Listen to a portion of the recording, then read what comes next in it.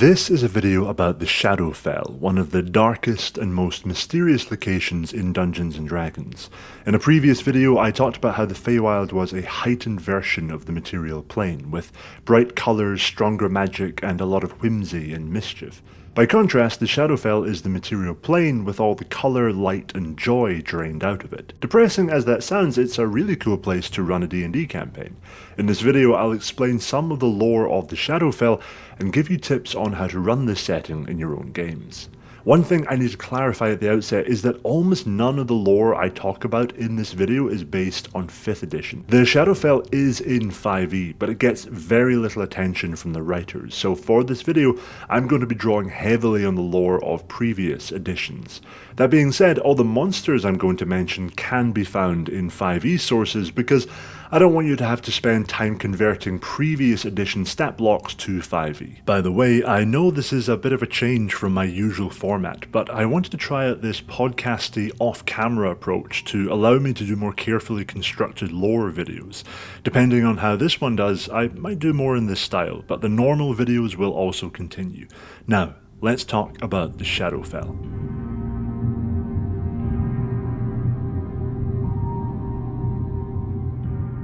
The Shadowfell is a plane of existence in the D&D cosmology, sitting directly next to the material plane. Like the Feywild, it shares a lot of physical features and landmarks with the material plane, but unlike the Feywild, it's not whimsical or fun, it's a dark mirror image of reality. A pleasant green woodland in the material plane might be a forest of twisted grey trees in the Shadowfell, the branches lined with black feathers instead of leaves, the ground covered in a layer of ash. If the players were travelling through sun-washed farmland before they passed into the Shadowfell, they could find themselves in a land of colourless fields where human bones grow from the earth like crops, tended to by living scarecrows. Basically, we're dealing with a very dark, horror-themed space in which a lot of spooky Halloween tropes are going to feel right at home. The Shadowfell is physically very dark, with no sun, moon or stars. Light generated by the players, maybe a torch or a light spell for example, will cast half as much illumination as normal, as if the darkness is actively pressing against the light. Bizarrely though, light is visible from much further away, so even though your torch isn't doing you much good, it's still highlighting your location to everybody in the area. There is a faint glow in the sky, which would keep the world below in a state of dim light. I imagine that the sky is filled with heavy dark grey clouds, and that light diffuses through those clouds. We never see the source of the light, but for around 8 hours each day the players can see, they just can't see very far or very well. But when that light fades, true darkness closes around them, and that's when the players need to use a light source. Later in the video, we'll talk about what your players are going to find in the Shadowfell, its gods, its monsters and inhabitants, but first, how do they get there?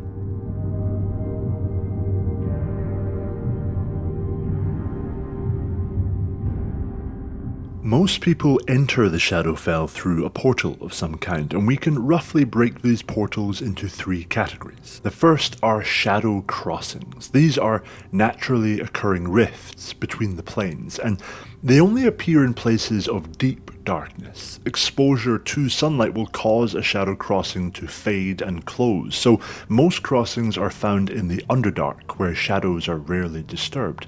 A shadow crossing is rarely obvious. You'll be walking along a darkened tunnel, turn a corner, and though you won't realise it till later, you've now entered the Shadowfell. These shadow crossings can appear at random, and there have been reports of entire drow and dwarven cities being moved from the Underdark to the Shadowfell when a crossing opens up around them. Then we have the more artificial crossing points. Magic users in both the material plane and the Shadowfell can create portals between them, and use rituals to send or summon creatures from one plane to another. Mirrors are often turned into Shadowfell portals. If you look into the glass, you might be drawn through to take the place of your shadowy reflection. Your players might find such a mirror among the possessions of a necromancer or even a hag. Finally, there is the shadow mist. The shadow mist looks like normal grey mist and can appear on the material plane, but after it envelops you, you emerge into the Shadowfell. No one really knows where the shadow mist comes from or why it takes the people that it does. It has been known to carry off evildoers, but sometimes it also draws in heroes and adventurers, possibly as a response to growing threats in the Shadowfell. The Shadowfell itself isn't evil, it's just depressing. So if an evil power threatens to dominate the Dark Realm, the Shadow Mist can steal some heroes from the material plane to deal with it. The Shadow Mist is basically doing the same thing as the Mist in Ravenloft, but it takes people to the Shadowfell instead of directly into the domains of Dread. Now once your players arrive in the Shadowfell, who and what are they going to meet?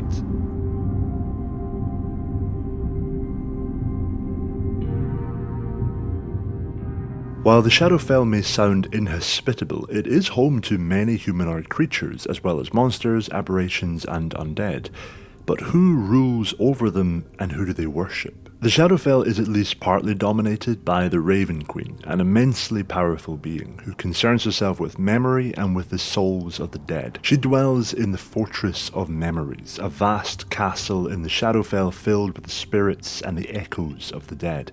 From here she sends out swarms of ravens to spy on the Shadowfell and the material plane, and sometimes to bring her the souls of the departed. When someone dies, the Raven Queen may decide that she has a use for them, and will have their soul brought to her fortress. This might happen because she wants to add their memories to her collection, or because she thinks they could be resurrected as her champions or underlings. If you ever have a TPK, an intervention by the Raven Queen might be the perfect way to give the party a second chance. There are several gods in the Shadowfell, including Mask, the god of thieves, and Shar, the god of night. However, these deities usually keep to their own realms within the Shadowfell, and don't hold authority over the plane in the same way that the Raven Queen does. The Shadowfell would make a great location for the realm of any god related to death and darkness. At the very least, the Shadowfell could contain gateways into other planes where those gods reside. In the far corners of the Shadowfell, you'll also find the domains of Dread. These are pocket dimensions, known as demiplanes, which exist either within or just on the edge of the Shadowfell. These dimensions act as prisons for powerful deities, including Strahd in Barovia, and at least for a while the infamous Vecna. These demiplanes are also collectively known as Ravenloft, and they're controlled by a mysterious group known as the Dark Powers. We really don't know who or what the Dark Powers are, but they are essentially godlike jailers, keeping powerful evil forces at bay. We'll probably never get a clear answer on what the Dark Powers are. They're meant to be a mystery in the lore, but my personal theory is that the Dark Powers are the domains of Dread themselves. I think the demiplanes became sentient at some point, but that's a video for another day. Let's take a closer look at the monsters and the humanoids that dwell in the Shadowfell itself.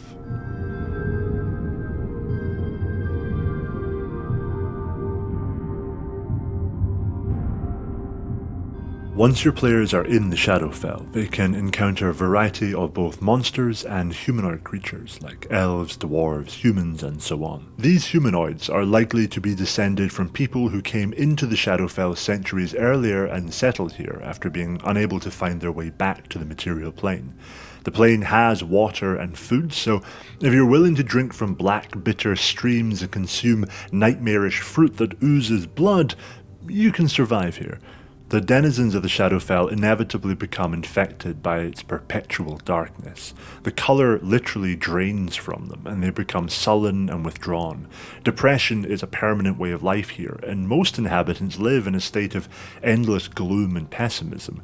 The only people who really thrive are those who form cults, worshipping the strange gods of the plane, the Raven Queen and other dark entities. If you try to be a good, positive person in the Shadowfell, you probably won't last long. Far outnumbering the humanoids are the monsters, of which there are many. In a very broad sense, I would say there are three kinds of Shadowfell monster.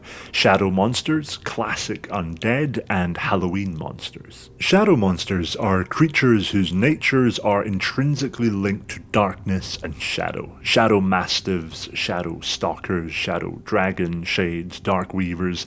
If a monster is called something like a gloom rat or a shade dancer, you can find some of them in the Shadowfell.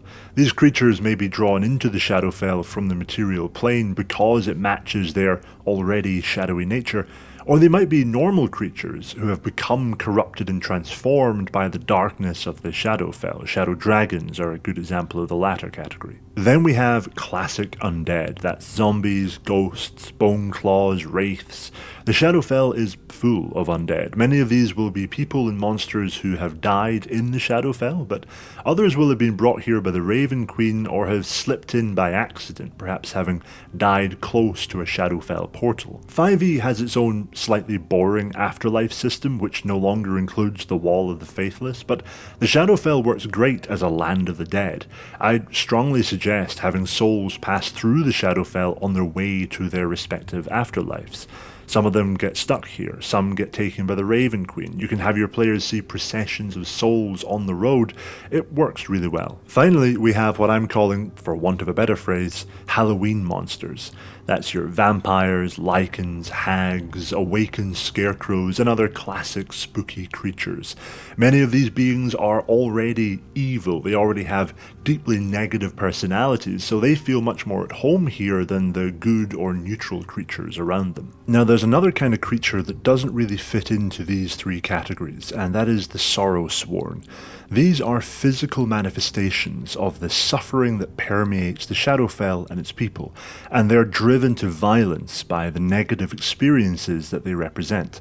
The angry constantly look for creatures to take their anger out on, the hungry are driven to continually consume, and so on.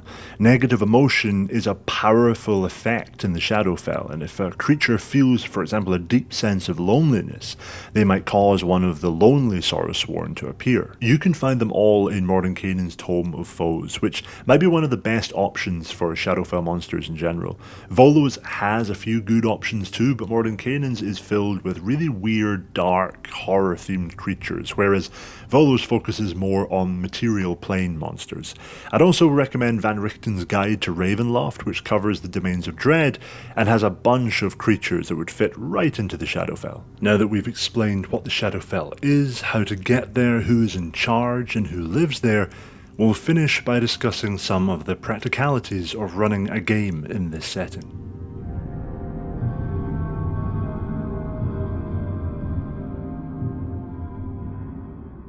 The first thing you need to do is design your version of the Shadowfell. There's no official map for the plane because it's a reflection not only of the main world that your players are from, but of other parts of the multiverse as well.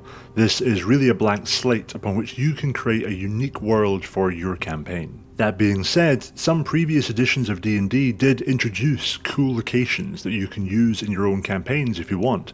For example, there's the Oblivion Bog, a murky swampland in which players can find abandoned villages, ruined towers sinking into the mud, and of course a coven of hags known as the Hexes Commune. At a crossroads called the Dead Man's Cross, there is the House of Black Lanterns, a tavern where your players can rest between adventures. In the far north, travellers can explore Letherna, the icebound land where the Raven Queen's Fortress of Memories is to be found. And of course there's the great city of Gloomrot, a festering port town on the edge of a shadowed ocean. All this and more is detailed in one 4th edition supplement called Gloomrot and Beyond. It's not in print anymore, but you can find digital copies online, and it's an invaluable resource. Remember, there is no 5e canon for what the Shadowfell should look like, so you can pull freely from any resource you like.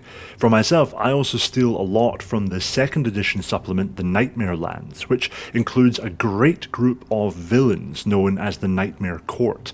Again, it's out of print, but Google is your friend. Once you have a rough idea of your Shadowfell's geography, start thinking about how the plane itself can become a challenge for the players. For example, I would recommend making the dim light to full dark cycle a key part of the player experience. Perhaps certain monsters only appear when the light fades from the sky, or maybe monsters gain enhanced abilities in complete darkness. Another option is to bring insanity conditions into the mix. For example, if characters spend time without torches and lanterns lit, they could be required to succeed on a wisdom saving throw or take a temporary insanity condition. Maybe Maybe after 1 hour without a light source, the characters have to succeed a DC 10 saving throw. After 2 hours, it's a DC 13, after 3 a DC 16, and so on. My favourite thing about the Shadowfell is the way it makes light a valuable resource, while also throwing in the added problem that light might attract enemies. Perhaps every 12 hours you roll a d20 to find out if the horrifying shadow monsters attack the players, and the odds of an attack happening increase if they've been using a light source. If one of your players has a magical light source, like a cantrip they can use to cast magical light indefinitely, a good way to nerf that a little bit is to have a certain creature out there, maybe a Night Stalker, that is uniquely drawn to magical light. So whenever magical light is cast, there's a much higher chance of a particularly nasty encounter. Some players won't enjoy this approach, but if the table is open to it, I would strongly recommend going for an intense survivalist game, in which the darkness is an ever-present danger and the Shadowfell itself is the ultimate enemy. If you want inspiration for this approach from outside of D&D, the video games Darkwood and Sunless Seas perfectly capture the feeling of darkness as an ongoing problem to manage, light as a resource. We'll end our journey through the Shadowfell here, but I hope for you and your players that journey is just beginning. This is a new video format for me. Doing a voiceover like this allows me to discuss a lot of detailed lore that I wouldn't be able to remember on camera. My on-camera videos are pretty much unscripted. But if you enjoyed this, please let me know in the comments and I'll make some more lore videos in this style. Either way, I'll see you next time.